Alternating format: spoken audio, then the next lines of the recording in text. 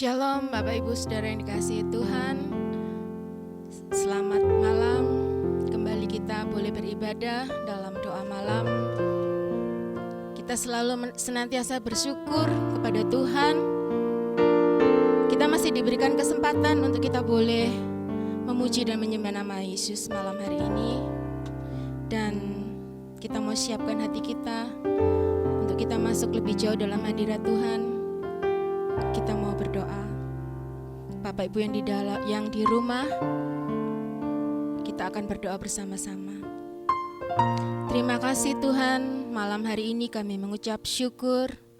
Kau masih memberikan kesempatan kami boleh beribadah, memuji dan membesarkan nama Engkau Tuhan. Sungguh anugerah yang luar biasa dalam hidup kami. Engkau masih sertai kami saat-saat ini Tuhan. Terima kasih Tuhan, kami mau serahkan ibadah kami malam hari ini ke dalam kuasa-Mu, ke dalam pimpinan-Mu. Urapi kami, sertai kami Tuhan. Terima kasih Yesus, terima kasih Bapa. Hanya di dalam nama Tuhan Yesus Kristus kami mengucap syukur. Haleluya. Amin.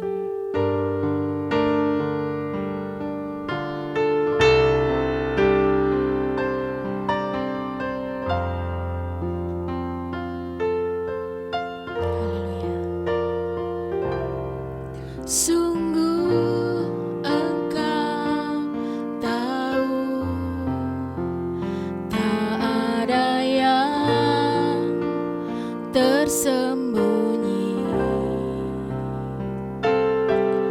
Lebih dari kata Kau tampung air mataku. Hanya padamu ku berserah. Kau Tuhan penolong di hidupku. Kekuatanku hanyalah di dalam-Mu. Kau setia memulihkanku, hidupku memuliakan nama-Mu. Rahmat-Mu menaungi hidupku. Kau setia sampai akhir hidupku.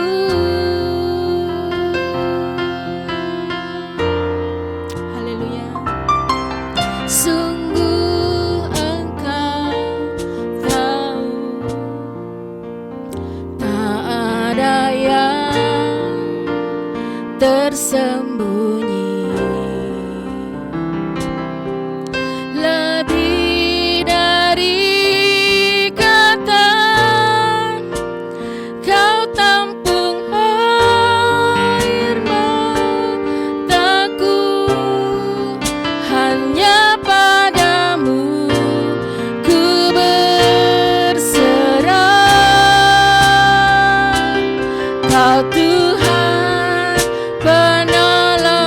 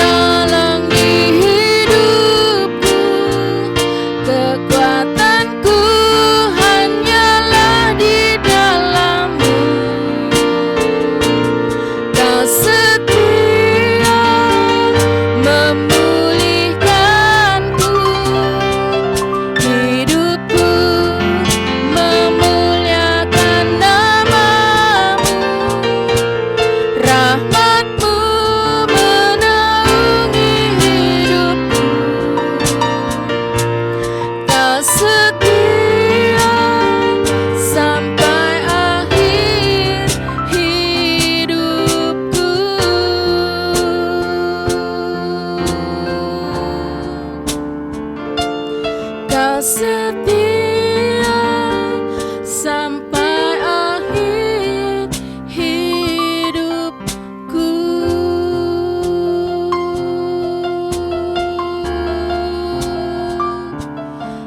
Haleluya, syukur. Haleluya, haleluya, glory bagimu Tuhan. Haleluya, terima kasih Yesus, terima kasih Tuhan.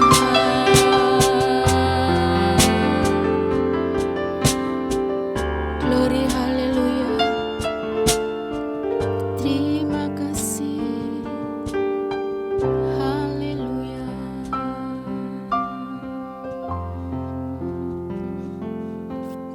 Syukur, haleluya Yesus.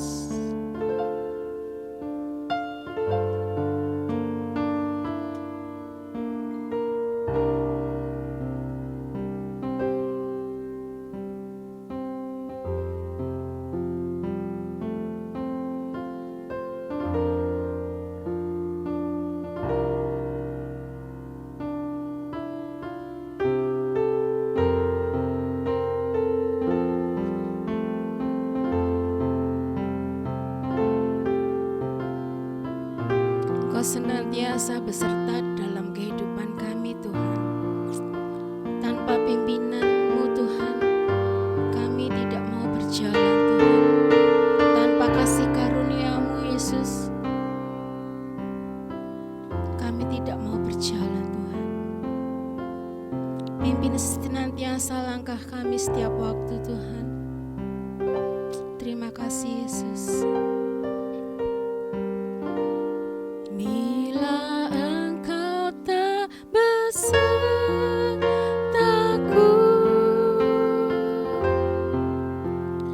ku tak mau berjalan.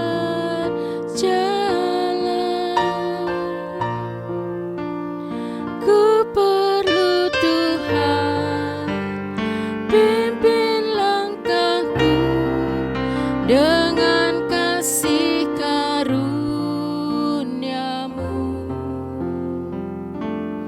Bila Engkau tak besertaku,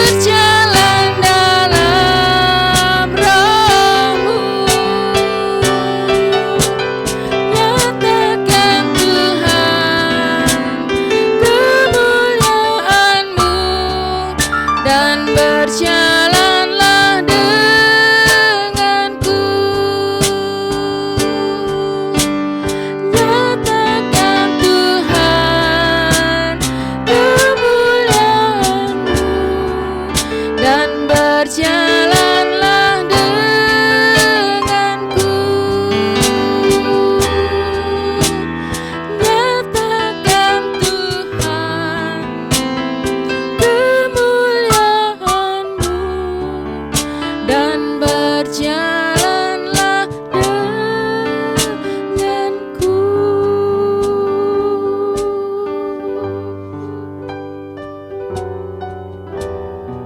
Terima kasih Tuhan. Haleluya. Pimpin langkahku Tuhan. Terima kasih Yesus. Terima kasih Tuhan.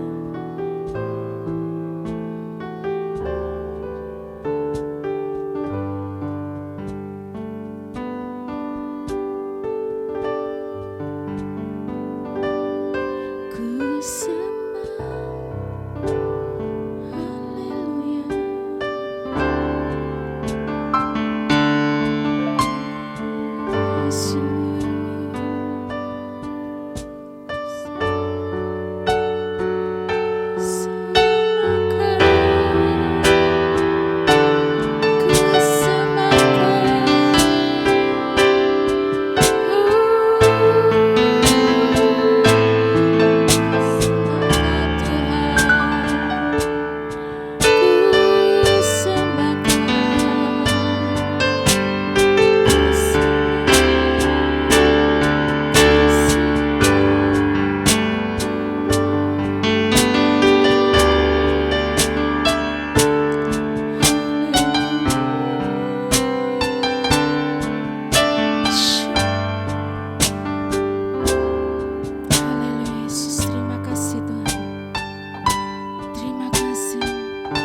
Syukur, haleluya Yesus. Terima kasih Tuhan.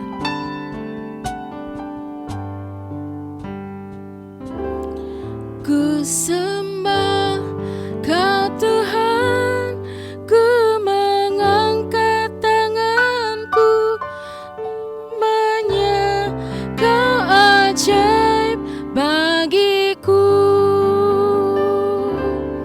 Ku sembah Kau Tuhan, ku mengangkat tanganku, selamanya Kau ajaib bagiku. Sembah, ku sembah Kau Tuhan, ku mengangkat tanganku, selamanya Kau ajaib bagiku.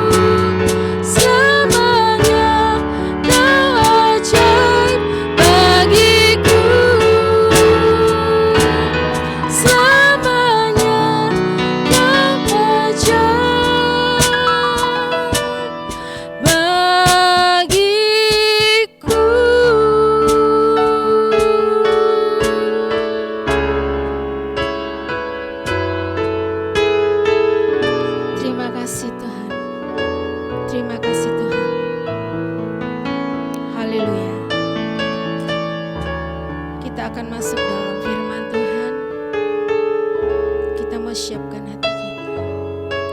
Haleluya. Amin. Shalom. Kita bertemu kembali dalam Bible Class kita hari ini. Kita sudah seri 41 dari kitab Ulangan ya.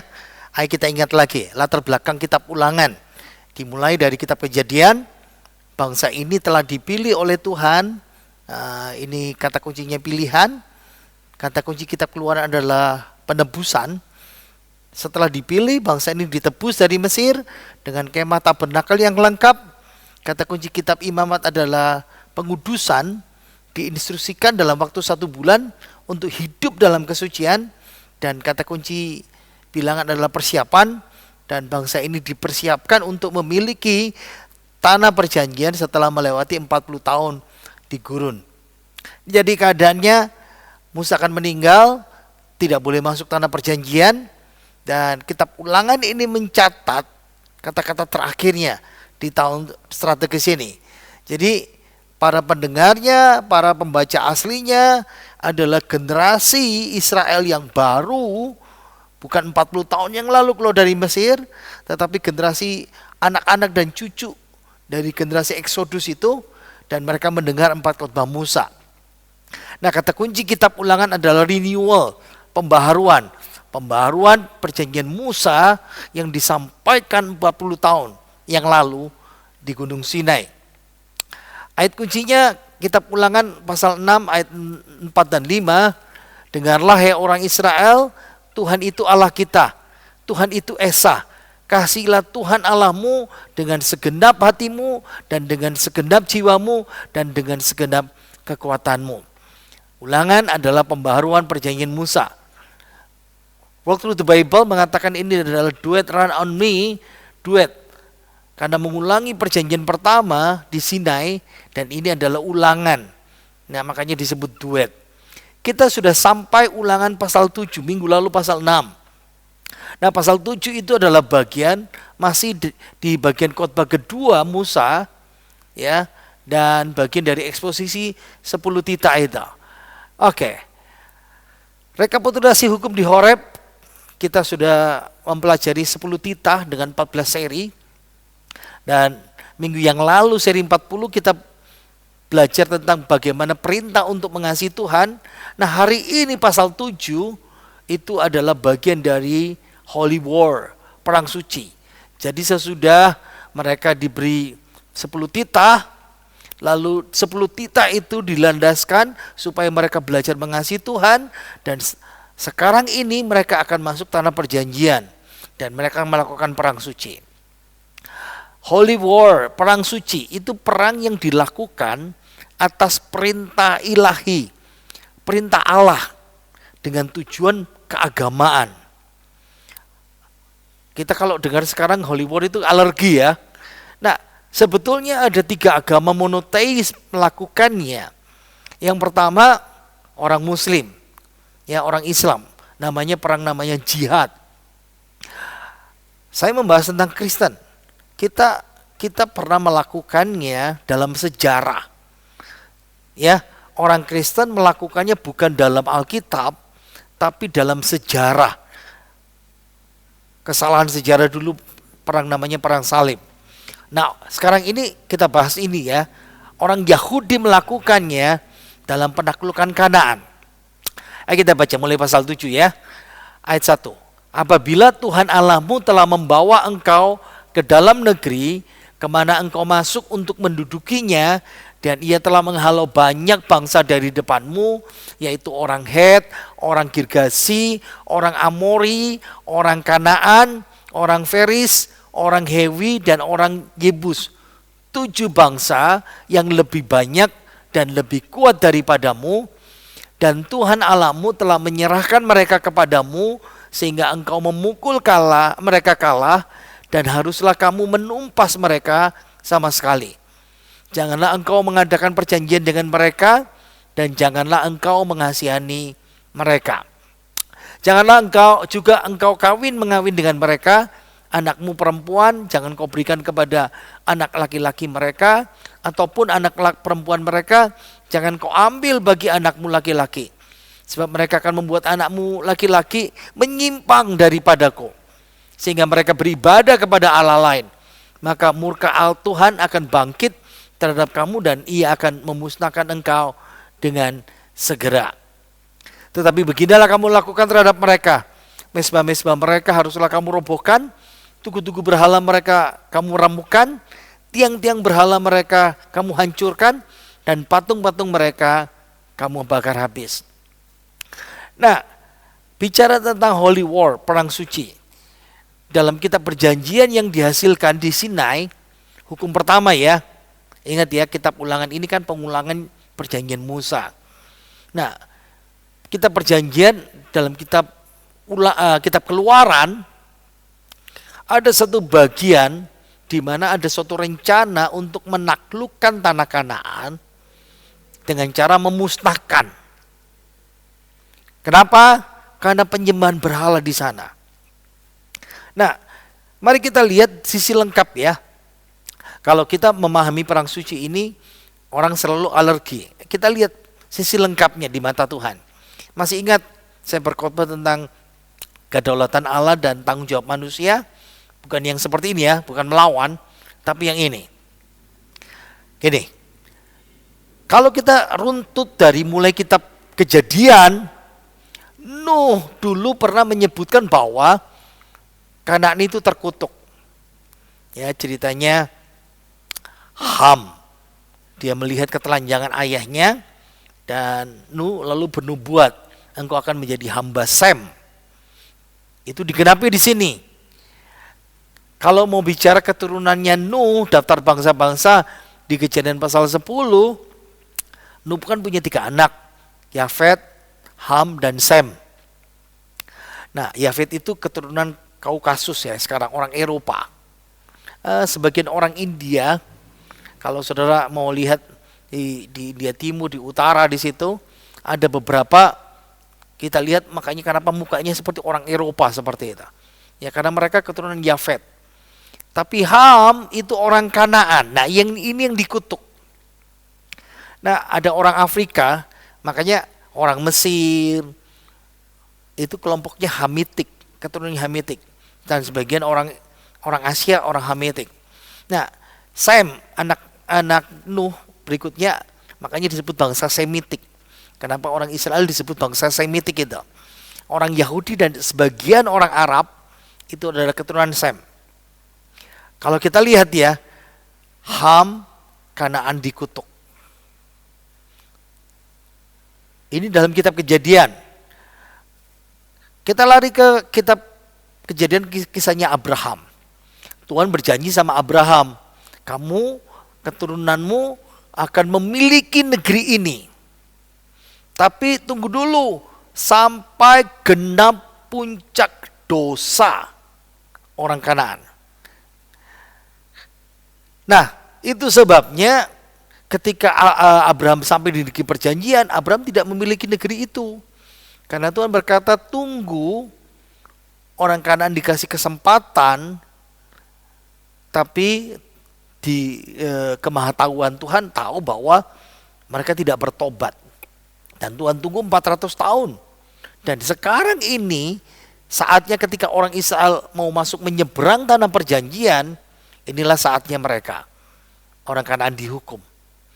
Jadi kalau kita sedikit memahami, karena penghakiman ilahi sudah datang dari nubuatan Nuh, nubuatan kepada Abraham, 400 tahun kemudian Musa memberitahu orang Israel bahwa kamu menjadi tangan Tuhan untuk melaksanakan hukuman itu. Jadi setiap orang dan segala sesuatu yang di Kanaan yang sudah diserahkan kepada berhala dan bukan melayani Tuhan harus dimusnahkan karena murka ilahi. Hukuman Allah sudah tiba, sudah 400 tahun. Jadi daftar 7 negara yang kita sebutkan tadi itu ya, Het, Girgasi, Amori, Kanaan, Feres, Hebi, Yebus, itu perwakilan penduduk Kanaan.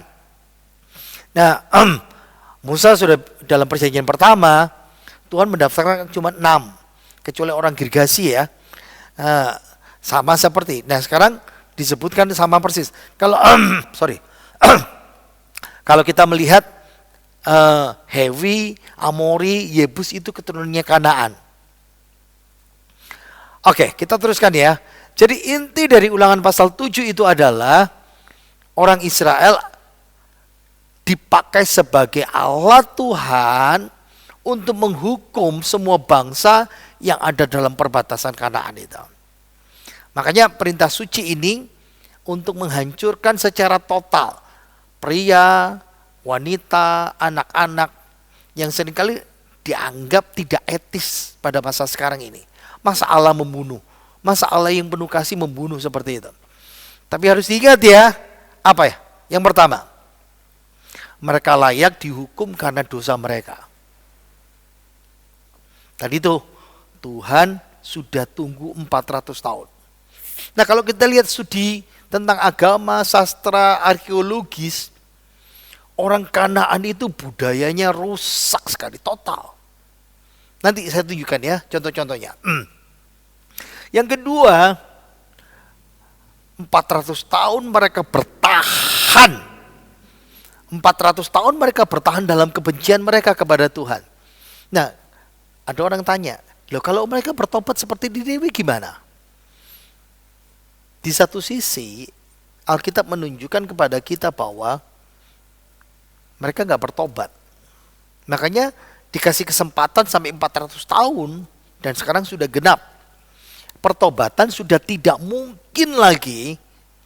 Ingat ya, kalau orang dikasih Tuhan peringatan sekali, 2 kali, 3 kali terus mengeraskan hati, wah itu risiko itu.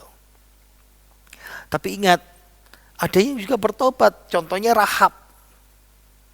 Dia diselamatkan.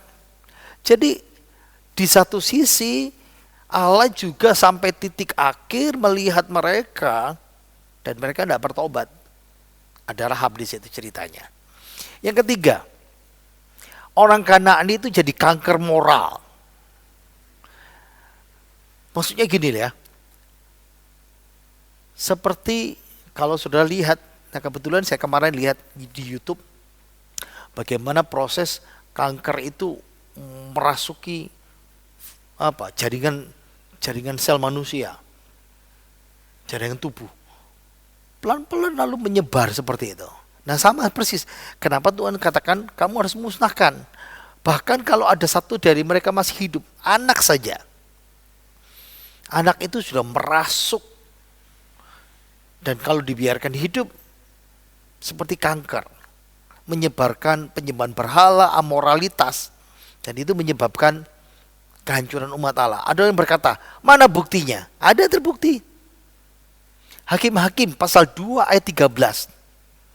Demikianlah mereka Israel meninggalkan Tuhan dan beribadah kepada Baal dan para Astoret. Astoret ini, Asyerah ini nanti kita bahas secara khusus ya. Nah, Hakim-Hakim itu ceritanya seperti ini. Ketika Yosua menaklukkan negeri itu, Yosua dan tua-tua dan orang-orang yang ikut berperang, yang punya tahu sejarah, orang Israel tidak menyimpang. Tapi ketika Yosua dan para tua-tua itu meninggal, orang Israel mulai yang kita baca seperti ini. Makanya penting sekali Tuhan menekankan namanya monoteis. Allah cuma satu, Esa. Keyakinan dasar orang Yahudi yang bertentangan dengan aliran Timur Dekat kuno pada waktu itu. Bukan hanya Kanaan, sampai di luar Kanaan. Ngeri sekali kalau bicara tentang politeisme ya. Kenapa? Apa sih dampak besar yang diakibatkan penyembah berhala? Para politeis ini terhadap orang Israel. Nah, kita mau lihat tentang kepercayaan politeis. Billy Cooper dalam setelah air bah, dia berkata seperti ini.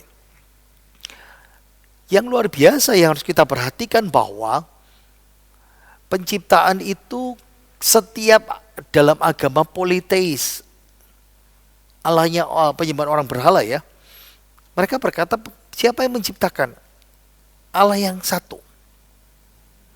Lihat ya di sini. Memang dalam setiap budaya utama di seluruh dunia kuno yang kita miliki catatannya, konsensus kesepakatan bersama yang luar biasa adalah bahwa alam semesta telah diciptakan oleh makhluk ilahi tunggal dan biasanya yang tertinggi. Semua budaya politeis mempercayai bahwa yang menciptakan itu Allah tunggal. Nah, sekarang kalau kita lihat berhala, dewa-dewa berhalanya orang-orang Kanaan ya, lihat ya nama-nama yang di sini muncul, lihat ya, mereka berhubungan dengan alam, mereka minta disembah. Ada kelompok imam-imam, penyembahan mereka di tempat tinggi, dan yang paling di sini ada elemen namanya elemen kebencian. Mereka mengajarkan namanya kebencian itu. Coba lihat. Kata Merrill dalam Archaeology and the Old Testament, arkeologi dan perjanjian lama, agama Kanaan itu terburuk sekali di dunia. Kenapa? Karena mereka mengajarkan kebencian, kebrutalan, nafsu. Mitologi Kanaan itu jauh lebih buruk dari semua tempat di sekitar mereka di timur dekat kuno pada waktu itu. Nah, karakteristiknya yang menyenangkan, yang mengagetkan adalah tidak ada karakter moral yang baik dari dewa-dewa itu. Nah, kalau dewanya saja tidak memberikan karakter baik, tidak ada contoh karakter baik, bagaimana penyembahnya punya karakter baik? Kalau dewanya buruk, kalau dewanya punya cerita buruk, moralnya buruk, bagaimana dengan para penyembahnya? Dan itu sebabnya ada namanya pelacuran suci, pelacuran bakti kalau kita bilang. Pengorbanan anak dan pemujaan ular, iblis ya. Nah, pelacuran bakti itu paling umum sekali di dunia kuno. Makanya kenapa disebutkan tadi itu Astoret dalam Hakim-Hakim. Jadi Astoret itu seperti ini ya. Dewa ini dalam ritualnya, ketika dalam penyembahan itu, mereka melibatkan para penyembahnya melakukan hubungan seksual. Dan itu bagian dari penyembahan. Itu Astoret. Bukan melakukan hubungan seks dengan istrinya, suaminya, tapi hubungan seks dengan orang lain, dengan imam wanita yang ada di sana. Kenapa perzinahan ini? Nah, mereka bilang pelacuran bakti. Pelacuran yang dilakukan untuk berbakti kepada dewa. Itu adalah bagian dari penyembahan. Ngeri.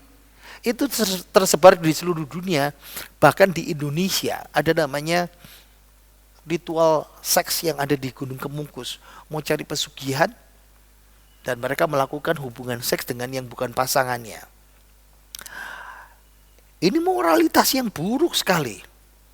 Ada lagi misalnya, lihat ya, anak-anak dipersembahkan kepada Baal. Ini pernah saya bahas. Jadi kalau kita lihat ya, nah ini adalah bentuk miniatur. Tapi kalau kita melihat, ketika anak-anak dalam ibadah, bayi-bayi dimasukkan di sini perut ini terbuka. Tapi di dalam ini terbakar semuanya, dibakar ya, dia di dalam. Jadi bayi-bayi diletakkan di sini, lalu didorong ke dalam perut ini. Perut ini terbuka biasanya. Dan bayi-bayi lalu dimasukkan di sini, dibakar. Bagaimana mungkin dewa mereka menyuruh mempersembahkan anak kandung? Nah, akhirnya di masa depan terbukti sekali pengaruh Kanaan. Kenapa Tuhan suruh mereka binasakan? Dan ketika mereka tidak mau binasakan, mereka cari untung. Misalnya begini, satu suku ketika menaklukkan daerah itu, ada beberapa orang dibiarkan. Apa alasannya? Jadi budak. Mereka menindas supaya bekerja jadi budak. Tapi 1-2 generasi kemudian, budak ini merdeka. Dan mereka mengajarkan sinkretisme. Dan orang Israel dalam kitab Hakim-Hakim, meninggalkan Tuhan. YHWH, kita baca Adonai, itu Allah penguasa. Nah, sedangkan Baal itu dewa kehidupan sehari-hari. Nah, makanya pengaruh itu hilang. Mereka menggabungkan Allah mereka dan menggabungkan penyembahan. Mereka katakan, kami masih menyembah Tuhan yang benar, Allah Israel. Tapi mereka juga sinkritisme menyembah Baal itu. Itu sebabnya di masa sejarah di masa depan, sesudah mereka tinggal di Kanaan, Tuhan buang mereka ke Babel. Sesudah pulang dari Babel, mereka tidak lagi pernah sinkritisme sampai sekarang. Jadi ketika mereka dibuang itu ada gunanya. Oke, kita teruskan ya. Kenapa sih orang Israel bisa terpengaruh? Dialek ya, bahasa mereka hampir mirip, sama seperti orang Indonesia sama Malaysia. Kita bisa dengar, kita bisa ngerti, ya. Orang Israel banyak minta bantuan. Mereka pintar sekali dalam peralatan, senjata, alat pertanian. Dalam satu cerita misalnya dalam Hakim-Hakim atau kitab Samuel, orang Israel saja ketika mengasah bajak, pedang mereka semuanya orang Kanaan yang melakukan itu. Nah, ada banyak kemiripan dalam penyembahan mereka. Persembahan perdamaian, gelar ilahi, nama-namanya, dan daya tarik Allah yang jauh digabungkan dengan Allah yang dewa yang ada di sekitar mereka. Jadi kita lihat ya betapa bedanya. Kalau monoteis orang Israel, kebenarannya absolut. Allah tidak berubah. Tapi politeis Allah itu berubah. Dewa satu dengan dewa lain yang berbeda. Monoteis berhala dilarang. Politeis, kalau kamu menyembah dewa satu, lalu kamu tambah dewa lagi, mau tambah dewa lagi, boleh. Tapi kalau monoteis, kamu harus menyembah satu Allah saja. Dan kita lihat ya, dalam monoteis, orang Yahudi, orang Kristen, orang Muslim juga mengadopsi. Nah, dalam politeis, Buddha, Hindu, dan Mormon seperti itu. Nah, kita sekarang lihat ya, bagaimana pandangan seseorang tentang Allah mempengaruhi pandangannya tentang pengorbanan, moralitas, dan misi. Kalau saudara penyembah berhala, saudara akan melihat ada ilah yang baik, ada dewa yang baik, tapi dewa yang baik ini juga ada sifat buruknya. Dewa ini bermusuhan dengan dewa itu. Nah, sebagai perbandingan, berarti manusia bisa, kalau gitu, kalau dewa bisa jahat, manusia itu baik. Lalu diajar untuk mencari kesenangan dan kebutuhan materi dan menyembah dewa untuk cari kesenangan dan berkat-berkat. Lihat ya, ini bisa masuk dalam kekristenan sekarang. Nah, jadi orang ketika penyembah berhala ini, politeis ini, diajar kenapa kita beribadah, kenapa kita korban kepada dewa.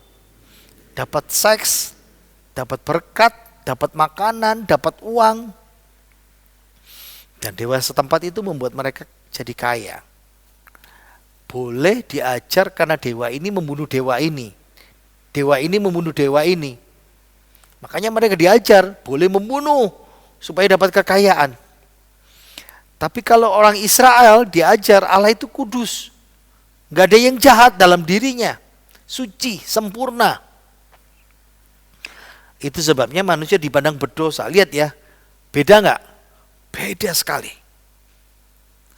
Nah, kita diajar untuk mencari kebutuhan spiritual. Jadi kalau orang Kristen cari Tuhan Yesus, cari berkat saja. Senangannya khotbah berkat-berkat tok, bahaya itu. Kita diajar untuk mencari kebutuhan rohani kita. Pengorbanan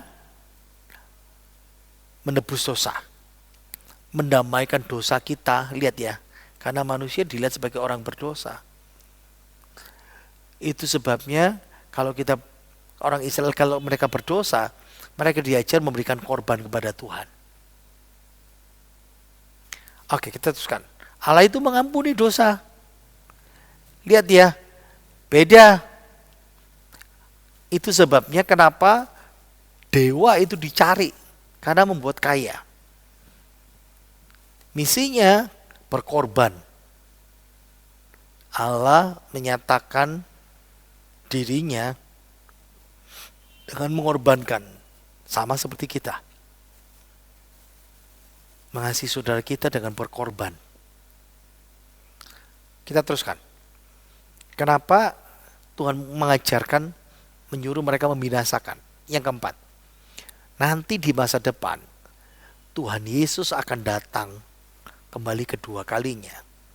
Dan semua orang berdosa yang tidak bertobat akan dihukum mati, dibinasakan. Wahyu mengatakan, dengan pedang yang keluar dari mulutnya, firman Tuhan, semua orang berdosa, pengikut antikris, dibinasakan oleh Tuhan. Jadi kesimpulannya harus paham ya, orang Israel itu alat di mata Tuhan untuk perang suci. Nah kalau ditanya, kalau orang Israel berdosa gimana? Sama, kalau orang Israel berdosa, Tuhan pakai di masa depan, orang Babel dipakai Tuhan sebagai alatnya untuk menghukum orang Israel. Jadi Allah itu Allah yang adil. Tidak ada dikotomi. Maksudnya apa? Allah di PL dan Allah di PB itu beda. Ingat ya, lihat ini. Di masa depan, kata Alkitab Wahyu, Perjanjian Baru, Allah akan menghukum dan membantai, membinasakan orang-orang yang tidak mau bertobat dan melawan dia terus-menerus. Di akhir 7 tahun masa antikris. Harus dipahami itu. Ingat, Allah itu maha adil. Makanya Tuhan itu dinyatakan dengan penuh kasih dan benar. Ingat ya, kalau gitu boleh gak perang suci sekarang? Enggak boleh. Karena pada saat ini Tuhan tidak bekerja melalui satu bangsa, melalui kerajaannya, mendirikan kerajaannya di muka bumi. Dia pakai gerejanya, tapi dia pakai dengan cara hukum kasih. Ditampar kiri, tidak kasih pipi kanan. Itu Tuhan ajar. Ya, dipukul tidak boleh balas. Kasihlah musuhmu, doakan. Itu cara Tuhan. Nah, penerapan buat kita. Jadi orang Kristen hari ini diajar, kita harus kejam terhadap apa? Dosa. Itu sebabnya sama seperti orang Israel disuruh melawan orang Kanaan yang berdosa seperti itu. Kita terus, ayat 6. Sebab engkaulah umat yang kudus bagi Tuhan Allahmu, engkaulah yang dipilih oleh Tuhan Allahmu dari segala bangsa di atas muka bumi untuk menjadi umat kesayangannya. Nah, apa sih dasar Tuhan untuk perang suci ini? Dasarnya adalah kamu telah aku pilih. Sama prinsipnya bagi kita. Kata bakar, kamu telah dipilih, itu berarti dipilih untuk satu tugas. Dipilih untuk satu panggilan. Nah, Tuhan pilih orang Israel sebagai sarananya untuk menguduskan bumi. Dikasih waktu sampai 400 tahun. Nah, demikian mereka adalah orang kudus. Orang Israel dipisahkan dari Mesir, dikhususkan Tuhan menjadi berharga. Dan karena orang Kanaan mencemari bumi dengan dosa-dosa mereka, dan kalau orang Israel masuk Kanaan bisa mencemari, makanya yang tidak bertobat disingkirkan. Yang bertobat boleh tinggal, seperti si Rahab itu. Nah, ini caranya Tuhan. Sudah dinyatakan kepada sebelumnya ya, kepada Abraham. Orang Kanaan memilih mengeraskan hati selama 400 tahun dan mereka menolak untuk bertobat. Kita terus, ayat yang ke-7 dan selanjutnya. Bukan karena lebih banyak jumlahmu dari bangsa manapun juga, maka hati Tuhan terpikat olehmu dan memilih kamu. Bukankah kamu ini yang paling kecil dari segala bangsa? Tapi karena Tuhan mengasihi kamu dan memegang sumpahnya yang telah diikrarkannya kepada nenek moyangmu, maka Tuhan telah membawa kamu keluar dengan tangan yang kuat dan menebus engkau dari rumah perbudakan, dari tangan Raja Mesir. Jadi perhatikan ya, pemilihan Tuhan atas Israel itu bukan sumber kebanggaan. Ingat, tidak ada untung bagi Allah untuk memilih. Jumlah mereka kecil, lebih kecil dari bangsa lain. Bukan? Ada dua dasar kenapa Tuhan pilih. Kasih Tuhan. Makanya kenapa kita coba pikirkan seperti ini. Kenapa Tuhan memilih saudara dan saya? Kasih karunia-Nya. Jadi ingat ya, cinta ilahi, kasih Allah ini misteri. Bukan karena kebaikan. Bukan karena kebaikan kita. Sama seperti orang Israel. Mereka berkali-kali memberontak. Tapi tetap dikasihi. Yang kedua, Allah sudah bersumpah kepada nenek moyang mereka. Seri ke-13 ini sudah dibahas ya. Oke. Allah berjanji kepada leluhur mereka Abraham, Ishak, Yakub. Keturunan mereka menjadi bangsa yang besar, mewarisi tanah Kanaan, dan Allah setia. Karena alasan ini kenapa Allah membawa mereka keluar dari tanah perbudakan. Ayo kita lanjutkan ayatnya ya.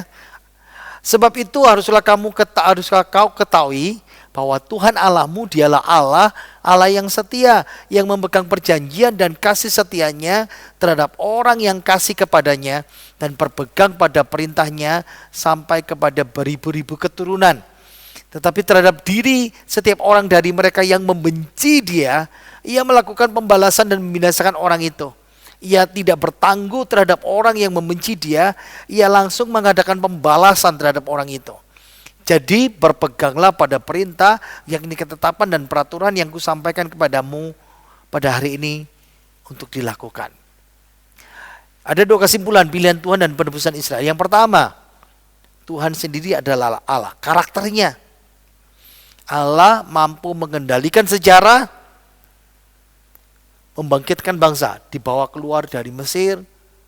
Allah bisa juga menjatuhkan bangsa Kanaan. Yang kedua, ingat ya, Dia Tuhan Allah yang setia. Janjinya ya dan amin.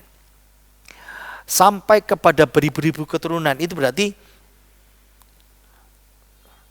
tidak ada batas selama-lamanya. Ingat ya, meskipun Dia tidak pernah meninggalkan perjanjian kasih-Nya kepada Israel, tapi setiap generasi, setiap individu yang memberontak akan dihakimi. Ketika mereka memberontak, Tuhan pakai bangsa lain untuk menjadi alat. Memang ayatnya masih banyak lagi, tapi karena waktu kita terbatas, kita sampai kepada penerapan kita. Oke, perang suci. Apa yang kita pikirkan tentang perang suci? Saudara, jangan berpikir bahwa kita disuruh membunuh. Enggak ada seperti itu.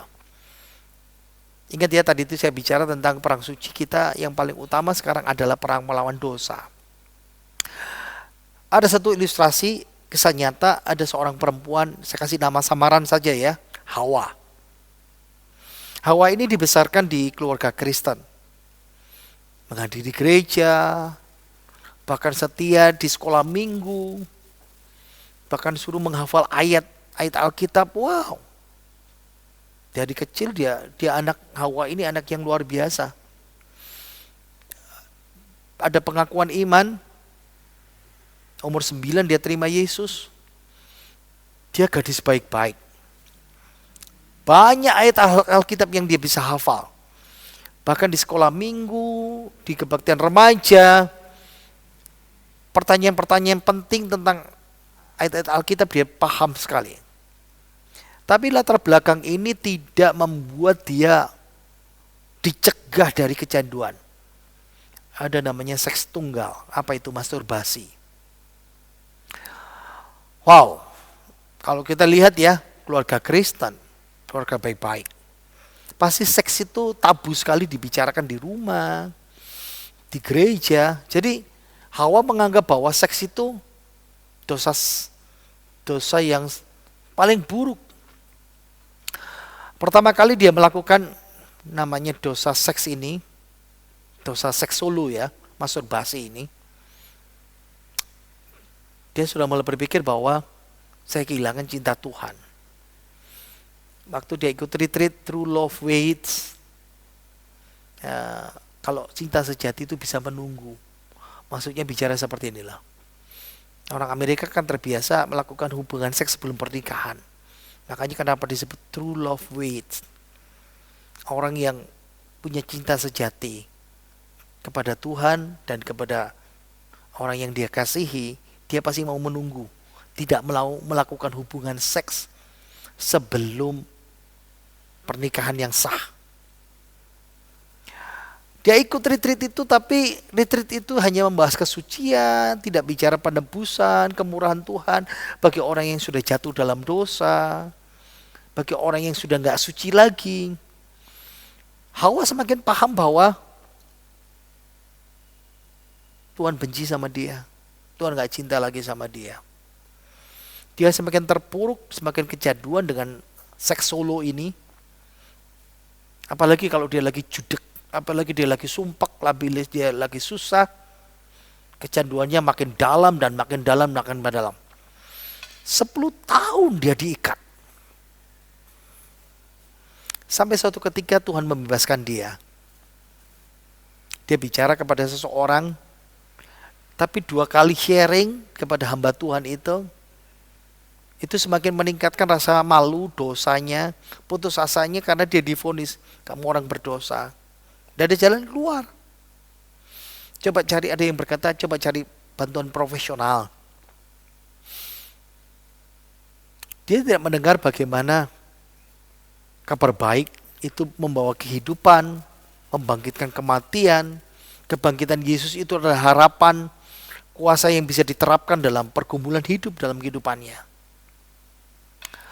Sampai tahun ke-11 akhirnya Tuhan mulai bekerja lebih dalam lagi. Dia bergabung di kelompok belajar Alkitab, sampai akhirnya dia belajar bahwa kasih setia Tuhan itu dinyatakan buat anak-anaknya. Kasih tanpa syarat yang tidak pernah dia milikin. Terlalu bagus buat dia yang sudah terikat oleh dosa itu. Dia belajar bahwa Tuhan Yesus mencari dia. Dia diperbaharui hidupnya.